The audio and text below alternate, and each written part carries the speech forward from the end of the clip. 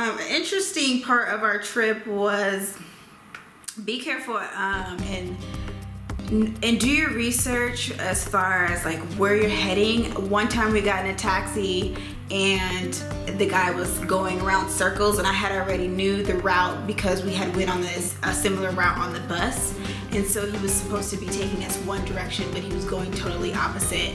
And I told the taxi driver, you know, you're going the wrong. I see what you're doing. Let us out. So my friend and I luckily he pulled on the side of the road. We got out in the middle of nowhere. My friend was scared, but I was like, on the count of 3, you better get out of here, because I was aware prior to that he was going either the opposite route to keep the meter running, probably what he was doing. But know your routes in Mexico. Just anywhere, people can take advantage of the lack of knowledge and take advantage of, you know, using you for extra funds. And that was, like I said, I noticed the route. He was going the opposite way. I told him to let us out. We got out and immediately another taxi came, which I knew would happen because I seen where taxis were everywhere. So one pulled up, and this guy was extremely nice, and I was a little not shaken, but like worried, because all the stories you hear about Mexico, and I knew this guy was taking advantage of us and we had to get out of that situation. But luckily, you know, when we got in the car, the next taxi driver, the first question I asked him after he asked us, you know, oh, where are you from? Which I always say Canada, because I feel like Trump just made it difficult. So for a neutral understanding, I'm from Canada when I go to Mexico. And what was I gonna say?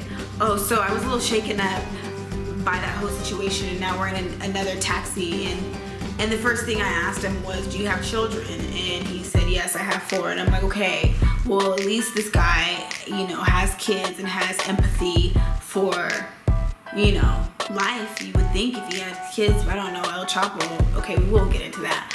But anywho, and so he was a very nice guy.